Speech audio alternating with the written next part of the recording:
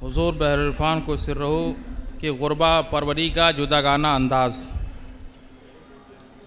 आप इतने बड़े हमदर्द और गरीब परवर थे कि आपके मिलने वाले में कोई भी बीमार हो जाता और आप महसूस कर लेते कि उनके पास पैसा नहीं है, तो आपसे जितना हो सकता था उतनी उसकी मदद फरमाते, या ख़र्च के लिए पैसा नहीं होता तो उसको चुपके से पैसा दे देते। वो शख्स मना करता तो आप फरमाते, रख लो, मेरे पास इतने ही हैं, वरना और भी मदद करता। अजमेर शरीफ, हाजी अली दरगाह या दीगर बुज़ुर्गों की बारगाह में जब आप हाज़िर होते तो पहले से ही पैसे टूटे करा के कसदन रख लेते कि वहाँ बांटना है। मांगने वाले तो बहुत रहते हैं, लेकिन उनमें जो अपाहिज या नाबीना होते ख़ास तौर पर उनको देते। ट्रेन वगैरह में भी इस तरह का कोई मिल जाता तो उसकी कुछ न कुछ मदद करते। एक बार दिल्ली ओखला में मेट्रो से बाहर निकल रहे थे, गेट पर एक शख्स बैठा हुआ अल्लाह अल्लाह कर रहा था। आप थोड़ी आगे निकल गए, फिर पलटकर वापस आए और उसको पैसे दिए और आपने फरमाया, इस तरह के जो बाशरा लोग हुआ करें उनका ख्याल किया करो, वो हमारे अल्लाह का नाम ले रहा है। एक बार एक मांगने वाला इस तरह से मांग रहा था कि अल्लाह के नाम पर दे दो। फरमाया, इसको दे दो कि अल्लाह के नाम पर मांग रहा है। हमारे हज़रत के बहुत पुराने आदमी कारी महफूज साहब आफाकी, जो इस वक्त मल्लावा हरदोई में दीन की खिदमत अंजाम दे रहे हैं, हज़रत से मुलाकात के लिए हाज़िर हुए। जब जाने लगे तो हज़रत ने उनको 100 रुपये दिए। महफूज भाई मना करने लगे, हज़रत रहने दीजिए। जब ज़्यादा इसरार किया तो फरमाया, तुम्हारी जेब में पैसे नहीं हैं, किराए के लिए दे रहा हूँ, रख लो।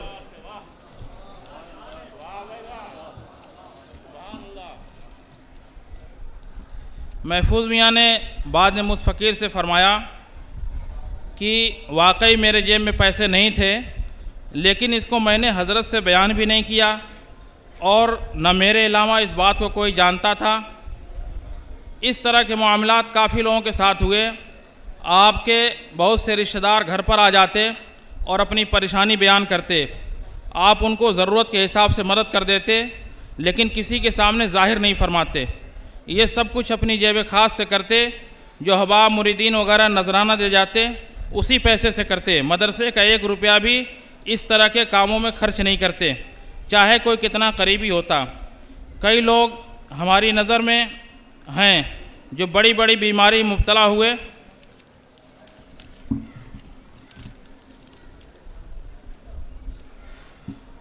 और इस तरह के इलाज के लिए डॉक्टरों ने मना कर दिया और तैयार भी हुए तो बड़ी रकम मांगी। तो हुजूर बहरफान को सिर्रों के सामने जो इस तरह कोई मामला पेश आता तो तौहीदुर रहमान ख़ान साहब लतीफ़ी, जो दिल्ली में रहते हैं और मदरसे के काफ़ी बड़े हमदर्द हैं, मदरसे के मददगार, उनके पास सरकारी डॉक्टरों से उनसे अच्छे ताल्लुकात हैं। हज़रत उनसे बात करते, कई लोगों का इलाज कराया और अल्हम्दुलिल्लाह सेहतयाब हुए। एक मिर्गा में मौलाना शाहिद साहब थे, उनका कूल्हा ख़राब हो गया था और उनके पास इतने पैसे नहीं थे कि वो अपना इलाज करा सकते थे। कानपुर में डॉक्टरों ने 70,000 रुपये मांगे। तो हज़रत ने खान साहब से बात करके दिल्ली में कोई बड़ा अस्पताल है सरकारी, वहाँ भेजा और वहाँ पे अल्हम्दुलिल्लाह फ्री में उनका कूल्हे का इलाज हो गया, पूरा कूल्हा पड़ गया। और हज़रत जब दिल्ली तशरीफ़ ले गए तो उनको अस्पताल में उनकी इयादत के लिए भी गए। तो इस तरह से और भी कई लोग हैं। एक औरत थी अकबरपुर की, उसके पेट में ट्यूमर हो गया था। यहाँ डॉक्टरों ने मना कर दिया ऑपरेशन से, तो हज़रत ने उनसे बात की और दिल्ली में उनके बात करके और उनका फ्री में इलाज करा दिया। इस तरह की हमदर्दी बहुत रही आपकी। किसी की तकलीफ़ बर्दाश्त नहीं करते। अगर आपके सामने अपनी तकलीफ़ कोई बयान कर देता तो जब तक आप हल नहीं कर देते या उसके लिए कोई सही रास्ता न निकाल देते, चैन से नहीं बैठते। आपकी मस्जिद में जो इमाम होता या आप सफ़र में किसी भी मस्जिद में जहाँ आप नमाज़ पढ़ते और देखते कि वहाँ का इमाम कमज़ोर है और आसपास में लोग मदद करने वाले कम हैं, तो आप अपनी जेब ख़ास से उस इमाम को नजराना देते और अपनी मस्जिद के इमाम को भी बंद मुट्ठी में देते। ये कई बार मैंने देखा, और जब वो इमाम मना करता तो आप फरमाते कि रख लो, मुझको भी सवाब मिल जाएगा। आपकी आदत ये भी थी अपने घर वालों के लिए अगर कोई बाज़ार से कभी फल फ्रूट वगैरह ख़रीदते तो साथ में अगर कोई होता तो उसको भी दिलवाते, और अगर वो मना करता तो कहते कि क्या हमारे बच्चे खाएंगे, तुम्हारे बच्चे नहीं खाएंगे। पूरी ज़िंदगी और इस तरह के जो भी आप एहसान करते, किसी के सामने कभी ज़िक्र नहीं फरमाते कि हमने फ़लाँ के साथ ऐसा किया, फ़लाँ के साथ ऐसा किया। कभी आपने किसी के ऊपर एहसान नहीं जताया।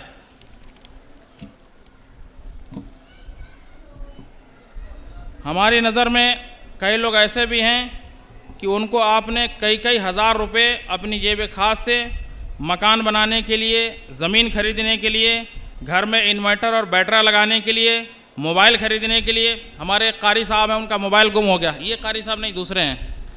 तो वो आए, कहने लगे हज़रत मेरा मोबाइल गुम हो गया है। तो हज़रत ने अपनी जेब से 500 या 1000 रुपये, उस वक्त कीपैड वाला मोबाइल रहता था, आपने निकाला और कहा ये ले लो और कुछ इसमें शामिल करके तो अपना मोबाइल ख़रीद लेना। तो इस तरह से आप लोगों की मदद फरमाया करते थे। किसी बीमारी में दिया, वापस नहीं लिया। मेरे साथ खुद एक ऐसा वाक़या पेश आया कि हम हज़रत के साथ बम्बई में थे, मेरा बच्चा बीमार हो गया, कानपुर में एडमिट था।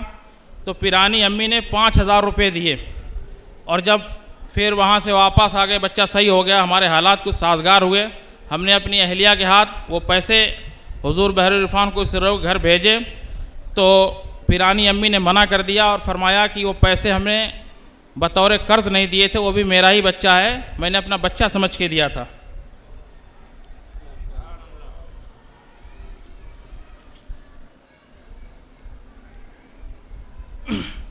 इसके अलावा कभी ईद के मौके पे, कभी घर जाने में, या कभी ऐसे हज़रत देखते कि मेरे जेब में पैसे नहीं हैं, तो कभी 1000 रुपया, कभी 1500 रुपया ज़रूरत के हिसाब से दे दिया करते थे और कहते थे खामोशी से रख लो। उनके एहसान किस तरह से गिनाऊं, कोई भी गिना नहीं सकता। ये तो वो हैं जो हमने अपनी आँखों से देखा है या जिसको देख करके हम जान लेते थे, वरना बहुत से वो हैं जिनको किसी ने नहीं देखा है, आपके अलावा और लेने वाले के अलावा, और कोई उसको जानता भी नहीं है।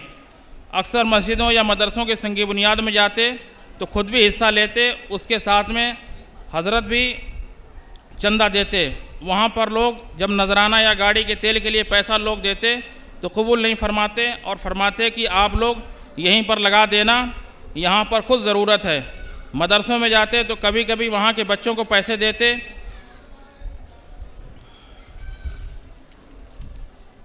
या मोहतमीम को देते कि आप बच्चों पे खर्च कर देना। ख़ास तौर से जब मेरे मुर्शिद के वालिद बुजुर्गवार का विसाल हो गया तो हमने देखा कि काफ़ी गरीबों पे आप लुटाने लगे, और तलबा पे या जो भी कोई कमज़ोर आ जाता तो आप उसको पैसे देते और फरमाते कि मैं इसमें अपने वालिद के लिए सवाब की नीयत कर लेता हूँ। ऐसे जिन मस्जिदों में गोलक वगैरह चलते थे तो आप देखते थे जिन मस्जिदों के हालात बेहतर नहीं हैं तो उन गोलकों में भी आप पैसे डालते थे। आपके जो अपने कायम करदा इदारे थे वहाँ के प्रोग्राम में नजराना नहीं लेते थे, बस कभी गाड़ी का खर्च ज़्यादा इसरार करने पर रख लेते, वरना वो भी वापस कर देते। शहर में या अतराफ़ में जहाँ कहीं आपके अहबाब में से अगर कोई बीमार होता, उसकी इयादत के लिए जाते, वक्त तंग भी होता तब भी कोई रास्ता निकाल लेते, या जो आपके आराम का वक्त होता उसमें चले जाते। बाकी आप सफ़र या हज़र में बहुत कम आराम करते, और जो उलमा या हुफ़ाज़ या अइम्मा होते उनके निकाह का नजराना नहीं लेते। अगर घर वाले दे भी देते तो आप अपनी तरफ से कुछ और मिलाकर दूल्हे को नजराना दे दिया करते थे। हाँ, अगर वहाँ साहिब हैसियत कोई होता तो कबूल फरमाते। आप अपने घर वालों, आप इतना लुटाते थे कि आपके ऊपर कभी ज़कात फ़र्ज़ नहीं हुई। आप अपने ऊपर ज़कात फ़र्ज़ नहीं होने देते थे, लेकिन आपकी बच्चियों के जो ज़ेवरात वगैरह होते थे उसकी ज़कात अपने रिश्तेदारों में, आस-पास पड़ोस में और गरीबों में और कभी मदरसे में दे देते। और जब क़ुरबानी का मौका आता तो सबकी तरफ से आप क़ुरबानी कराते, बल्कि अपने वालिद, अपने दादा दादी और ख़ानदान के जो मरहूमीन हैं उनकी तरफ से भी आप क़ुरबानी कराते। हज और उम्रा या सफ़र बगदाद की रवानगी में मदरसे के सारे तलबा, बच्चे बच्चियों का, स्टाफ का आप दावत का एहतमाम फरमाया करते थे।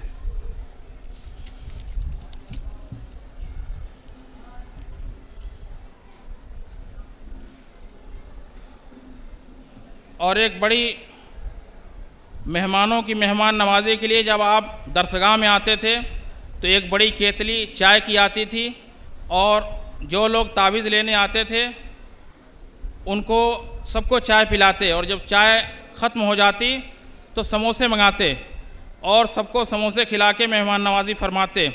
जो लोग दूर से आते, सुबह घर से जल्दी निकलना पड़ता जिनको, उनके लिए पूरी सब्ज़ी का नाश्ता भी कराते, तावीज़ भी लिख कर देते सुबह के वक्त, और फरमाते कि सुबह के वक्त आप जल्दी चले होंगे, रास्ते में कहीं नाश्ता नहीं किया होगा, तो आपके लिए हमने गरम गरम पूरी सब्ज़ी मंगाई है। तो इस तरह से आप जो है मेहमानों का ख्याल रखते, और जिस तरह से भी हो सकता था आप कहीं से किसी चीज़ में कमी नहीं आने देते। और वो मेहमान कभी जान पहचान वाले भी होते थे, कभी अजनबी भी होते थे, कोई कहीं का भी आता था तो नाश्ता भी कराते थे, तावीज़ भी देते थे। और ऐसी भी मिसालें हैं कि कुछ लोग ऐसे थे कि आप महसूस कर लेते थे कि ये तेल नहीं खरीद पाएगा फलीते के लिए, तो आप तेल के लिए भी पैसे देते थे। और कुछ ऐसे लोग भी आते तावीज़ लेने के लिए, आप समझ जाते थे कि इसके पास किराया नहीं है, तो आप किराया भी दे दिया करते थे। वमा अलैना इल्लल बलाग।